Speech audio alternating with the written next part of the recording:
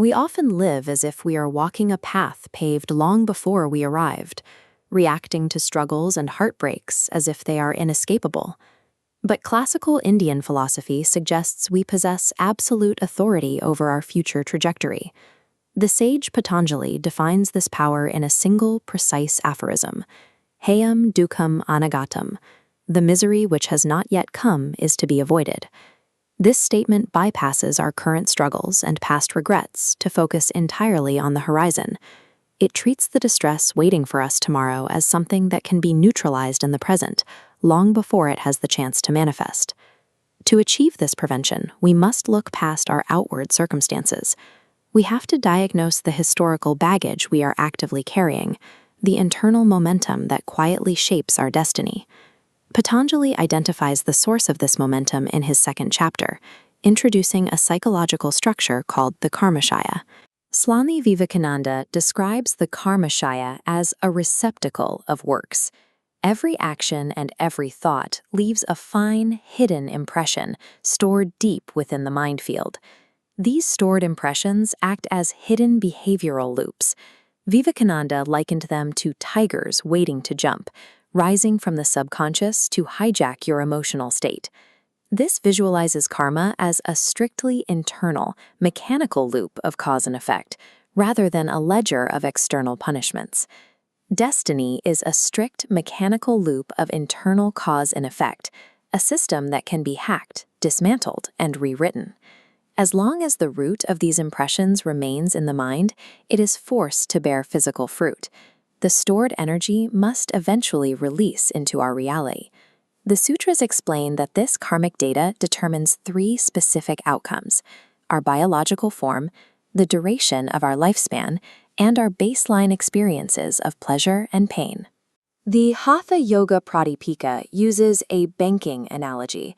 Your karma is an accumulated fixed deposit, the interest paying out as your present life, and the current account of active choices.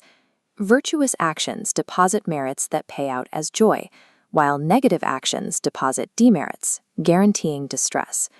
If our life is an inevitable payout of this karmic account, it raises a critical question. Why not simply focus on accumulating good karma to ensure a lifetime of pleasure? Classical Vedic thought addresses this in Sutra 2.15, stating that to the wise, all worldly experience is ultimately painful.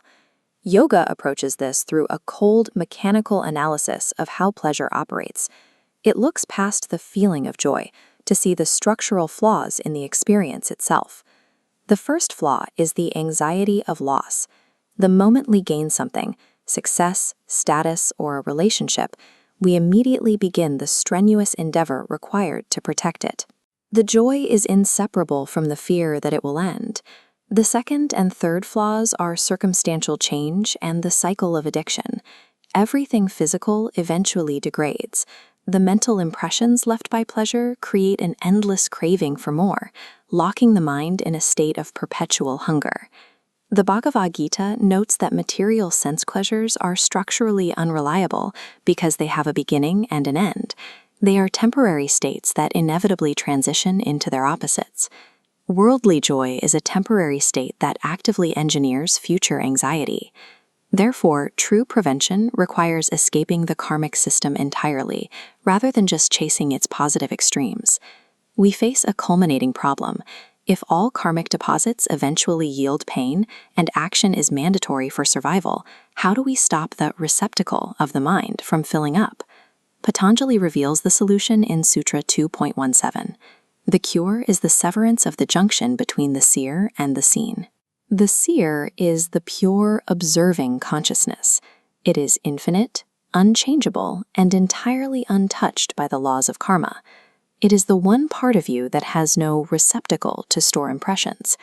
The seen encompasses everything else, the external world, but also the mind stuff where the Karmashaya resides. Karma is a property of the mind, not the observer. Suffering occurs because of a tragic case of mistaken identity. The unchangeable seer mistakenly identifies with the turbulent waves of the mind. When the mind feels pain, the seer says, "I am suffering," effectively claiming the karmic debt and allowing it to bind. The world is not the source of pain. The pain exists in our indiscriminate psychological entanglement with it. Breaking this junction requires a radical shift in how we perform our daily actions. This involves the practice of viveka, or deep discrimination. We must learn to mentally separate the observing self from the acting body and the thinking mind. This leads to nishkama karma, performing duties with excellence while refusing to anchor your identity to the results. You act, but you no longer claim ownership of the outcome. This fulfills the opening promise of Sutra 2.16. By acting without ego attachment, you stop the process of planting new seeds in the karmashaya. You are performing seedless actions that refuse to fuel future suffering.